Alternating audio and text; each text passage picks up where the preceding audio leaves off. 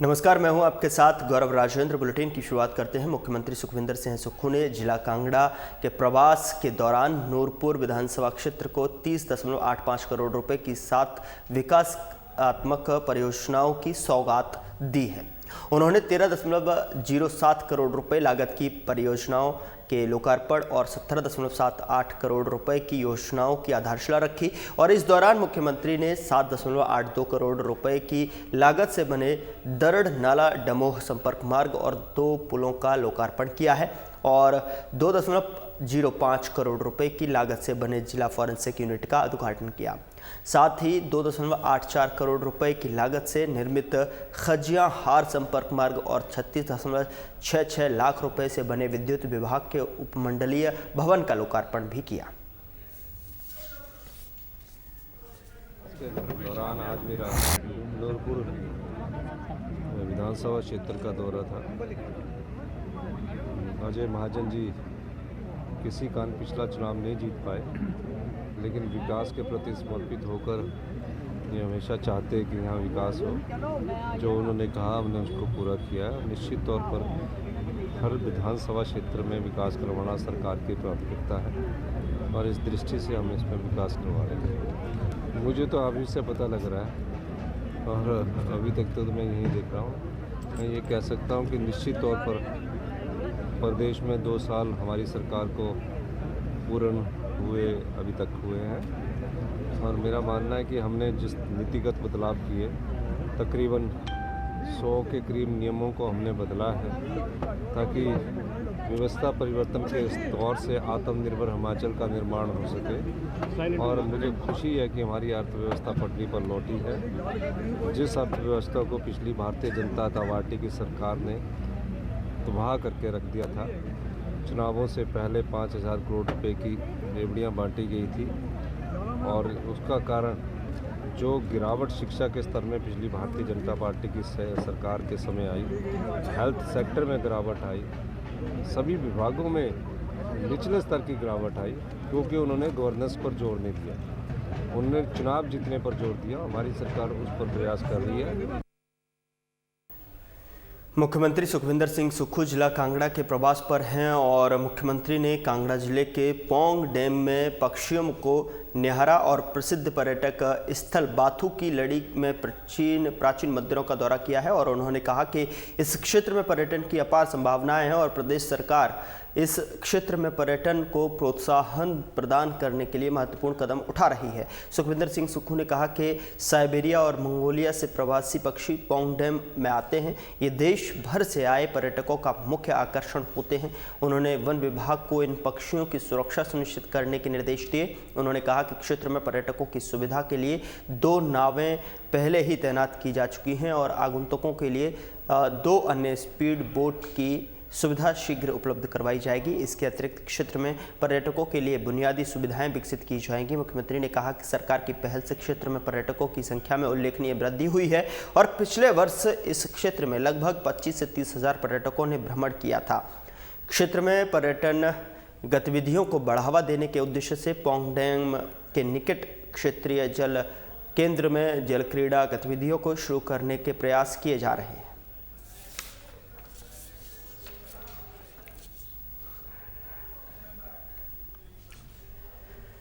स्वास्थ्य मंत्री doctor colonel Dhaniram Shandil और शहरी विकास मंत्री विक्रमादित्य सिंह ने नगर निगम सोलन परिधि में विभिन्न विकास कार्यों का उद्घाटन और शिलान्यास किया और करीब 4.25 करोड़ रुपए के उद्घाटन और शिलान्यास किया। स्वास्थ्य मंत्री डॉक्टर कर्नल धनीराम शांडिल ने बताया कि सोनल तेजी से विकसित होता शहर है और यहाँ के लोगों को किसी भी तरह की असुविधा ना हो उसके लिए कार्य किया जा रहा है। उन्होंने कहा कि पानी की समस्या को दूर करने के लिए भी कार्य किया जा रहा है। वहीं शहरी विकास और लोक निर्माण मंत्री विक्रमादित्य सिंह ने कहा कि सोलन में उनके विभाग से संबंधित जो भी समस्याएं होंगी वो उस पर आवश्यक कार्य करेंगे। पानी की समस्या के लिए एक नए टैंक का निर्माण किया जाएगा। इसके अलावा ग्रामीण विकास के लिए भी कार्य किया जाएगा।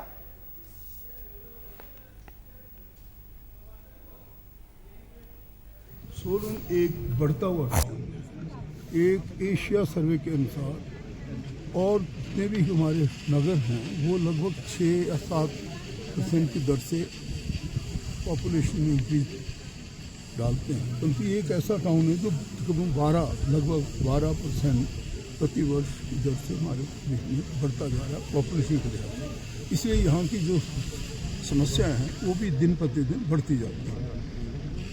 जल आपूर्ति की एक विशेष पहुँच रही है, जब सरदार वीरभद्र सिंह जी स्वयं यहाँ से कहा, खासकर वो तो दूसरी गिरिगंगा की तरफ से, और वो प्लान अभी भी आई थिंक पूरी तरह से नहीं कर पाए हैं, परंतु अब जैसे कमिश्नर साहब ने अभी बताया कि हमारी लगभग 11.5 लाख लीटर का 11.5 लाख लीटर का जो ये टैंक बनने जा रहा है, लगभग 86 लाख की लागत से जो सेंट्रल फाइनेंस कमीशन में मिला है। सोलन डिस्ट्रिक्ट का जो कैपिटल है सोलन शहर बहुत ही महत्वपूर्ण शहर है, और यहाँ पे जो augmentation of drinking water supply scheme है उसके तहत यहाँ पे एक नया टैंक बनाया जा रहा है एमसी जो हमारा सोलन है उनके द्वारा, और करीबन 1 मिलियन लीटर्स का ये टैंक है। तो निश्चित तौर से इससे खास करके गर्मी के महीने में जो पानी की कमी पड़ती है उससे यहाँ के शहर के लोगों को इससे जो है निजात मिलेगी, और आने वाले समय में हम और भी प्रयास करेंगे कि इसके साथ साथ जितने इलाके में हमारे सीवरेज की स्कीम्स हैं उनको भी हम बेहतर करें, ड्रिंकिंग वाटर का इसको और मजबूत आने वाले समय में करें, और भी जो शहरी विकास के माध्यम से इलाके के अंदर विकासात्मक कार्य होने हैं, चाहे वो हमारे जो फाइनेंस कमीशन के माध्यम से होने हैं, चाहे वो हमारे स्टेट बजट से होने हैं, चाहे वो अमृत की स्कीम से होने हैं, चाहे वो और जो अर्बन डेवलपमेंट की स्कीम्स है उनके मुतलक है, उसको हम आने वाले समय में करने का।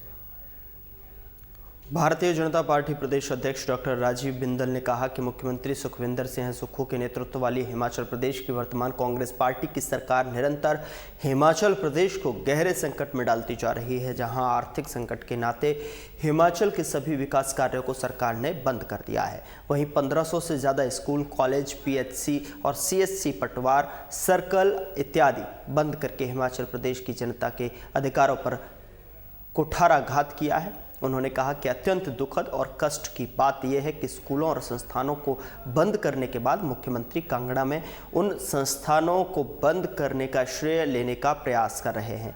वो संस्थान जहां अध्यापक बच्चों को पढ़ा रहे थे, जहां चिकित्सक रोगियों को इलाज कर रहे थे, जहां अधिकारी इलाके में विकास कार्यों को अंजाम दे रहे थे, उनको बंद करके जो आप स्पष्टीकरण देने का प्रयास कर रहे हैं, यह सर्वथा निंदनीय है। डॉक्टर बिंदल ने कहा कि अगर आप सरकार के जो है पास धन की कमी है तो क्यों लाखों करोड़ों रुपए मंत्रियों ने आलीशान कार्यालय बनाने में खर्च कर रहे हैं।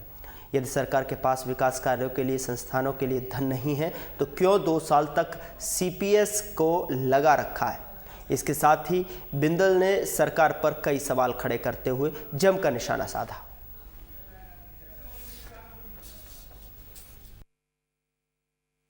हिमाचल प्रदेश की वर्तमान सरकार, कांग्रेस पार्टी की सरकार, जो श्री सुखविंदर सिंह सुक्खू जी के नेतृत्व में चल रही है, निरंतर हिमाचल प्रदेश को गहरे संकट में डालती जा रही है।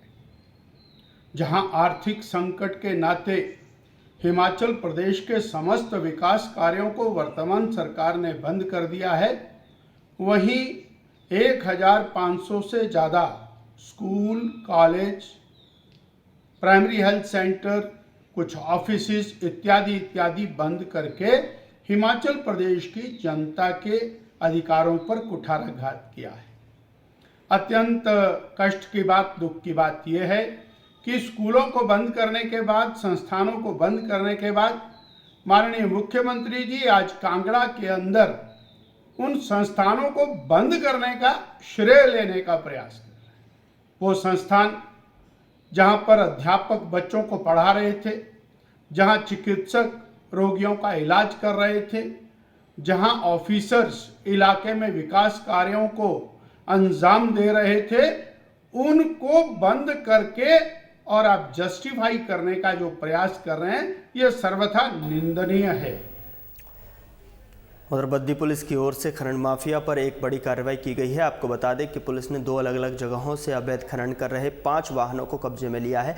खनन पर कार्रवाई करते हुए पुलिस ने पहले महादेव खट्ट से एक जेसीबी मशीन और पोकलेन मशीन और एक टिप्पर को मौके से पकड़ा है।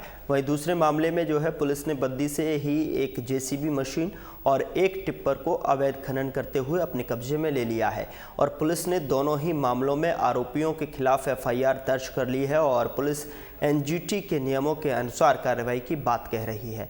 इस बारे में मीडिया से बातचीत करते हुए एएसपी बद्दी अशोक वर्मा ने बताया कि पुलिस की ओर से सभी थाना प्रभारी को आदेश जारी किए गए हैं कि क्षेत्र में कहीं पर भी अगर अवैध खनन हो रहा हो तो उस पर सख्त कार्रवाई की जाए, जिसके तहत नालागढ़ पुलिस ने अवैध खनन करते हुए महादेव खड्ड से 3 वाहनों को कब्जे में लिया है और दूसरे मामले में बद्दी से एक जेसीबी मशीन और एक टिप्पर को अवैध खनन करते पकड़ा गया।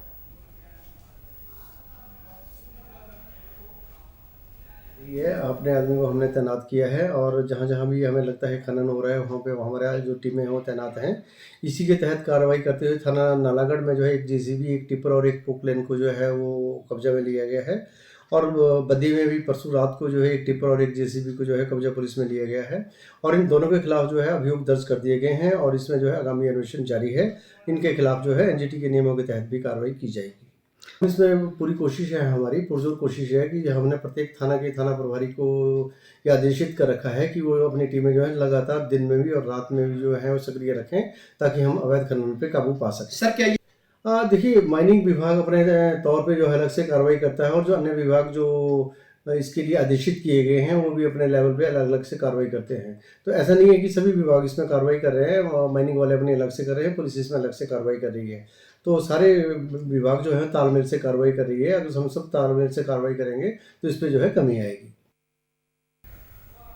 उधर रासायनिक खाद और जहरीले कीटनाशकों के दुष्प्रभावों को देखते हुए प्रदेश सरकार प्राकृतिक खेती को बड़े पैमाने पर बढ़ावा दे रही है और किसानों बागवानों को प्रेरित और प्रोत्साहित कर रही है। मुख्यमंत्री सुखविंदर सिंह सुक्खू ने प्राकृतिक खेती से तैयार की जाने वाली मक्की और गेहूं की फसलों के लिए अलग से न्यूनतम समर्थन मूल्य घोषित करके देश भर में एक अनूठी पहल की है। दरअसल आपको बता दें कि पिछले खरीफ सीजन से ही 30 रुपये प्रति किलोग्राम की दर से मक्की की खरीद आरंभ करवाई और इसके तहत प्रदेश भर में लगभग 400 मीट्रिक टन मक्की खरीदी गई और विशुद्ध रूप से प्राकृतिक खेती से तैयार की गई इस मक्की के आटे को अब उचित मूल्य की दुकानों में हिम मक्की आटा ब्रांड के नाम से बेचा जा रहा है। अब यह आटा हाथों हाथ बिक रहा है। जिला हमीरपुर में दबिहाड़ कृषि सेवा सहकारी सभा समिति के डिपो में भी लोग हिम मक्की आटा के पैक को धड़ाधड़ खरीद रहे हैं। दबिहाड़ कृषि सेवा सहकारी सभा सीमित सचिव अमित कुमार ने बताया कि क्षेत्र में इस आटे की डिमांड लगातार बढ़ती जा रही है। इसकी गुणवत्ता को देखते हुए लोग इसे काफ़ी पसंद कर रहे हैं।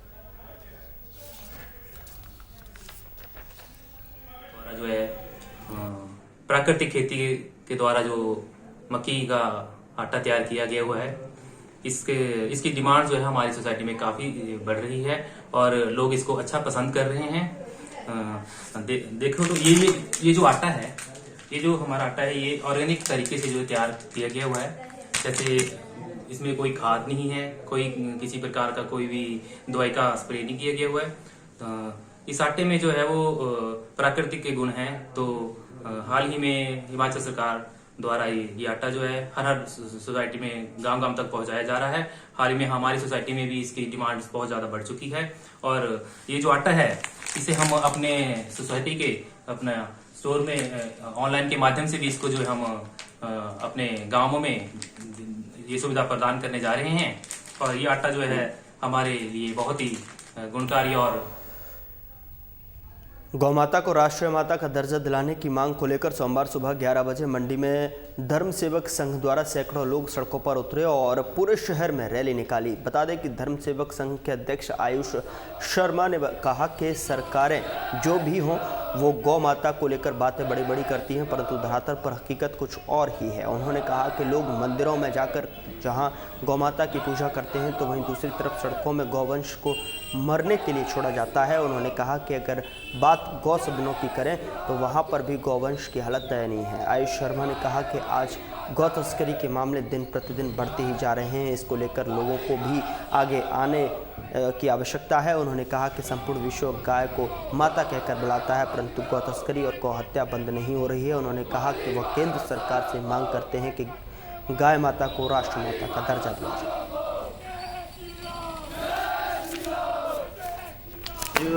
गौवंश की हित की रक्षा के लिए आज हमने डीसी साहब को एक ज्ञापन दिया, जिसमें हमारा मेन मुद्दा था कि कई वर्षों से जो गाय के साथ जो अत्याचार हो रहे हैं उसको रोकने हेतु और जो उनकी हत्या की जा रही है, और सबसे मेन बात कि आज कल गौ तस्करी बहुत ज़्यादा बढ़ी हुई है।